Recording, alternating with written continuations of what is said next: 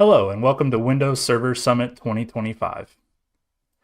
This is Securing Active Directory with Server 2025. My name is Cliff Fisher, and here's what we're going to talk about today. First, we're going to talk about AD policy and administration updates for Server 2025. Then we'll talk about new features for the Windows Local Admin Password Solution, or LAPS. Next, we'll talk about common AD mistakes and misconceptions.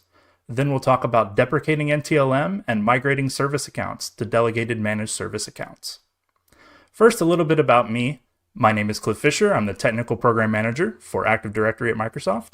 I joined Microsoft in 2015 after about 10 years in various roles across the healthcare, travel, and banking industries, doing AD administration work for all of those companies. After spending 6 years in our customer support org troubleshooting and then debugging Active Directory, I found my dream role as an AD Technical Program Manager in Windows Servicing and Delivery, managing the overall vision and business goals for AD feature development and servicing. So now let's talk about AD policy and administration updates. The first policy update we want to talk about is our Account Lockout policy update. This also corresponds to the Device Lock CSP. First, you can set your local admin accounts to be locked out. This will help prevent brute force attacks against local admin accounts. To set this policy, the policy is called Allow Administrator Account Lockout. This policy is enabled by default in 2025 and Windows 11 24H2. In addition, we've set some default account lockout local settings, and we refer to these as 10-10-10 settings. So the settings are the account lockout threshold will allow up to 10 failures before it locks you out. The account lockout duration, the amount of time you will be locked out, is 10 minutes. And then the counter for your lockout attempts will be reset at 10 minutes. If you want to look at events for account lockouts, you can look for events 4740 on your DC and 4625 on your clients. Some other policy updates we've made for Server 2025. We've added an LDAP server signing requirements enforcement policy. This means that LDAP signing is now enforced by default on DCs. This also overrides the previous policy, which is just called LDAP server signing requirements. I've included a screenshot here, as you can see. This policy being set to not defined means it will be enabled by default. If you want to change the policy, change the enforcement policy.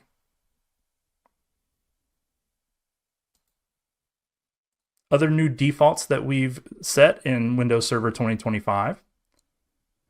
LDAP channel binding default is set to when supported. LDAP client encryption default is preferred.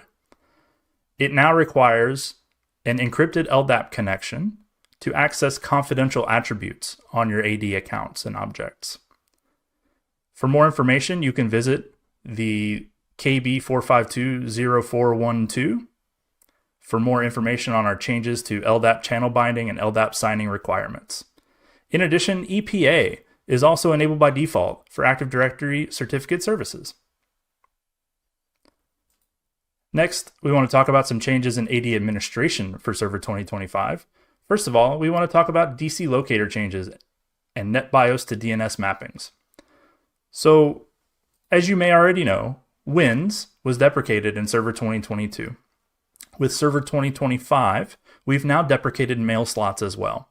Therefore, we needed a way to map NetBIOS names, short NetBIOS names, to full DNS FQDNs. We've implemented two new policies which are enabled by default in Server 2025. The first policy is block NetBIOS-based discovery for DC location, and the second is do not use NetBIOS-based discovery for domain controller location when DNS-based discovery fails. There's also new DC locator mappings tab in the AD Domains and Trusts snap-in where you can configure new mappings from NetBIOS names to DNS names. In addition, there are new NLTest commands, and we also have a demo for you, as well as a Microsoft Learn link to locate Active Directory domain controllers in Windows and Windows Server. That'll tell you more information about our DC locator changes. Now, let's talk about new features for Windows LAPS. First of all, we have 4 new features for Windows Lapse.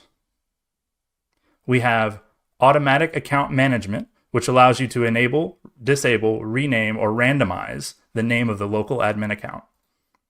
Next, we've implemented passphrase support. Passphrase support will randomly generate passwords. If you're familiar with the old XKCD 936 comic, where they talk about password entropy, you can now randomly generate passwords like correct horse battery staple, which will help you remember the password and type in the password a little easier while still maintaining the entropy of a long password with different cases and different categories of characters. Next, we've implemented readability support. This removes the ability for Lapse to set similar looking characters in your password. For example, if you have readability support turned on, we will not use the number 1 or the letter L or a capital I, which are all very commonly confused. Additionally, we won't use O's, Q's, and zeros and other similar looking character sets. Finally, we've implemented image rollback detection. This prevents torn password state in the event of a DC recovery. And as always, you can learn more about these features by going to the What's New in Windows Server 2025 Microsoft Learn site. And now, Jay Simmons has provided a demo, which I will voice over, to show off some of these new features. Okay, now you can see that we have 2 VMs here. We have one on the left with a tan background called DC 2025, and it's our domain controller. We also have one on the right called Client 2025 with the greenish background. These are both Windows Server 2025 data center machines. And if we look at the Client 2025 computer object and look at the Lapse tab under Properties, we can see it's not being managed currently. Now let's go set up some policies. First, we'll configure the Auto Account Management policy. Configure Automatic Account Management. We'll click Enabled, and now you can choose between a custom admin and a built-in admin account, but we'll choose the custom admin for now. You can see on Client 2025, the only accounts that exist are the built-ins. Now we'll set a name called Lapse Admin. We'll click Enable the Managed Account and click OK. Now we'll set the size of the encrypted password history and configure the password backup directory. You can choose between AD and Azure AD or Entra ID. Now let's run a GP update on this computer to apply the policy.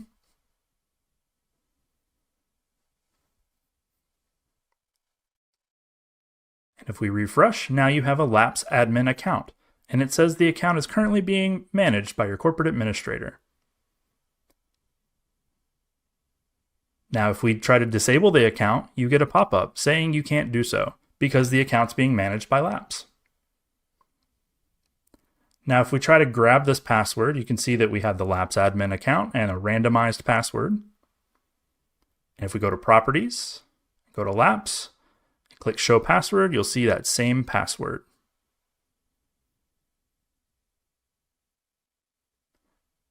The password's also in monospaced font to make it easier to read.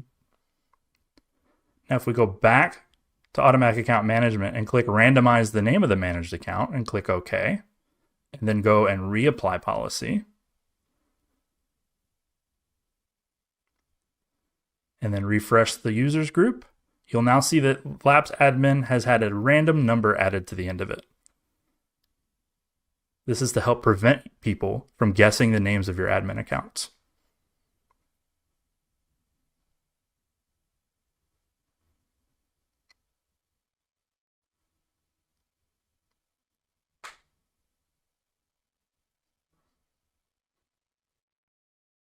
Now, if we look at the password again, you'll see the new Lapse admin account, and you'll see a new password assigned to it.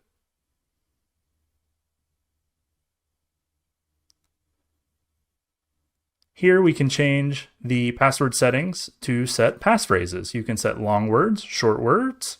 You can set the number of words. So we'll set it to 3 words here, and then we'll reapply policy. And once policy reapplies, We'll query for the password again.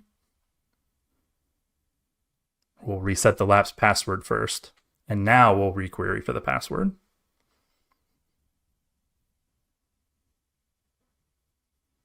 And now you can see that we have altitude pursuit uncloak as our new password, which is way easier to read and type in. You also see that when we reset the password, the account randomized the last numbers of the account name again. If we go to Properties and go to the Lapse tab, you'll see the new password set on the object. Big thanks to Jay Simmons for recording that demo for us. And now let's talk about some common AD security mistakes. Well, the first one, since we just talked about Lapse, the first common AD security mistake is not using Windows Lapse, or not using any other Windows password solution, but we'd prefer it if you use Windows Lapse. The next common AD security mistake was using passwords in scripts or group policy preferences. Now, a lot of this is prevented now, but that doesn't prevent you from having a password in a script and having that script in the sysvol folder, which then makes it accessible to every machine in the company. So don't set passwords in your scripts. Don't set your passwords in GPP. There are better ways to do this in 2025. The third common AD security mistake is using machine account quota. Now, the default for machine account quota is 10. We cannot change this for you. This is a forest-wide or domain-wide setting. However, you can change it on your own as an AD admin. We recommend setting this to 0 for maximum security. This is the machine account quota is the thing that lets anybody join up to 10 machines to the domain for free without requiring administrative privileges. So if you want tighter control over your environment, go ahead and set this to 0. The next common AD security mistake would be using create child permissions or over-permissioning in general. The next most common AD security mistake is using ADCS default templates instead of establishing your own templates. Not using strong name mapping is another common mistake. We've recently made some changes to certificate creation to require use of strong name mapping. Basically, you don't want to use a name that can be changed by an administrator out from under you. We also don't recommend using unconstrained delegation. Now, if you're using CredGuard, unconstrained delegation will not work anyway. But we still do not recommend unconstrained delegation these days. It's just not secure enough for most enterprises. Some other common AD misconceptions are that you shouldn't upgrade your DFL or FFL, your domain or forest functional levels. Honestly, this was a problem back in the 2003-2008 days when you had to take multiple actions after upgrading to get everything to work. Double tapping your Curve TGT account, for example, things like that. We really haven't seen very many issues at all since 2012 R2 and beyond in upgrading your DFL and FFL. Generally, if your replication works, the upgrade just works. Now, if you're not upgrading your DFL and FFL, here's what you're missing out on. You're missing out on the ability to enable AD Recycle Bin if you're at 2008 R2 DFL FFL. You're missing out on the protected users, auth policies, and auth silos features if you're not raised to 2012 R2. And now we've released JET32K page sizing for 2025. Your domain and forest functional level must be at 2025 to use JET32K page sizing. Another common AD misconception is how to apply policy processing. I see a lot of people will flip from enabled or disabled for a policy to not configured. Well, that doesn't really revert the policy back. What happens is when you flip a policy to enabled or disabled, typically it's stamping a registry key on the machine that you're applying policy to. If you change the policy back to not configured, all group policy will do is it won't apply the policy. Well, if the reg key is still on the machine, then that policy will still appear to be or effectively be applied. If you want to change a policy from enabled, you should set the policy to disabled and vice versa. Setting it to not configured just means that the group policy engine won't care about that setting at all.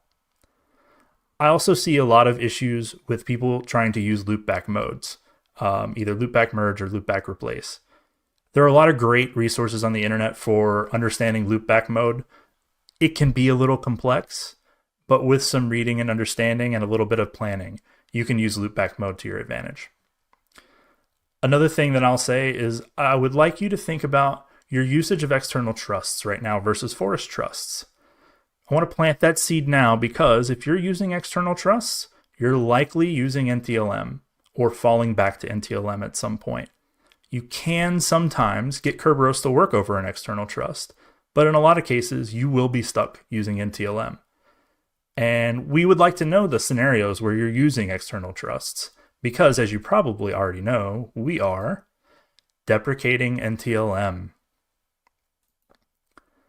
Now, the NTLM deprecation was announced in June 2024 officially, but we have not recommended that you use NTLM since 2010.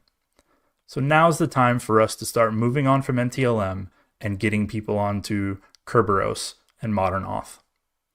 So for developers, our suggestion is that if you're calling the Acquire Credentials Handle API, you should replace the usage of hard-coded NTLM with Negotiate. Negotiate will always pick the correct auth package to use.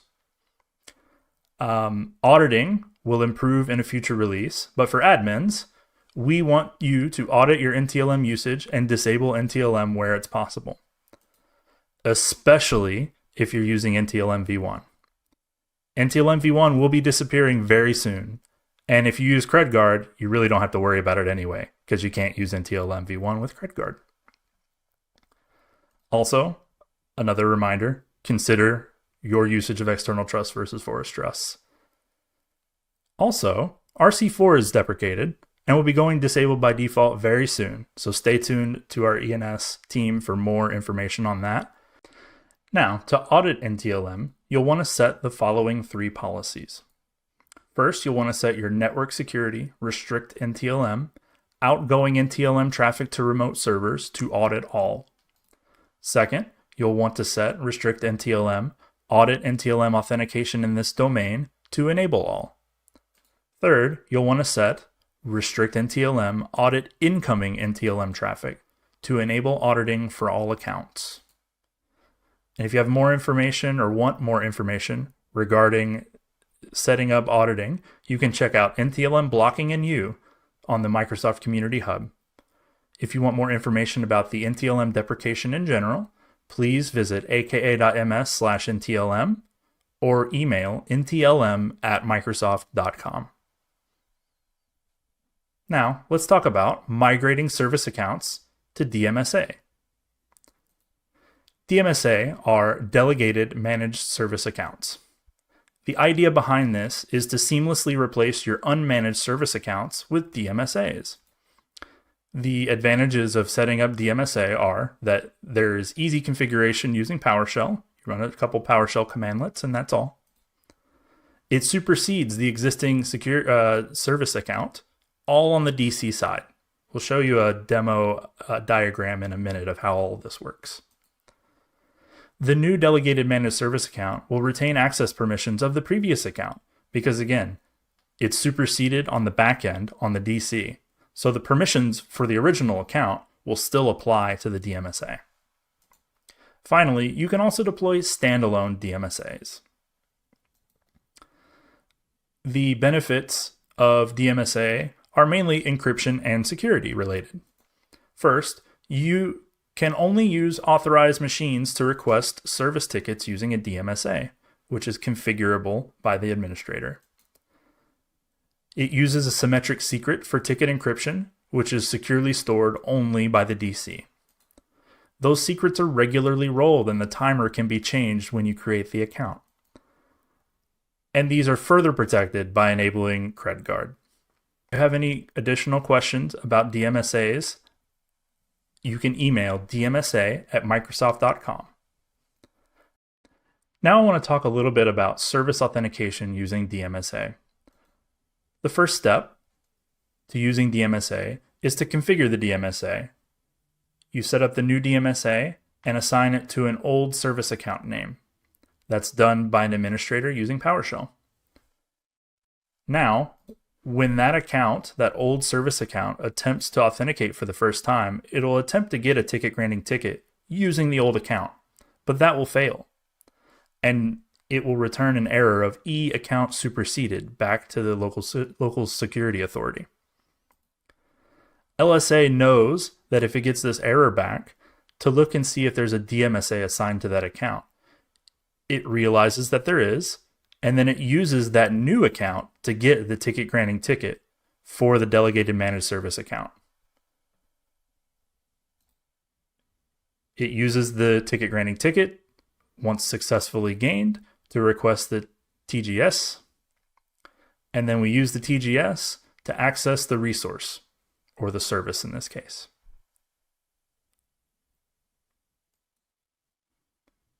Now the access is successful, and you can access your file server, SQL server, or whatever the resource happens to be.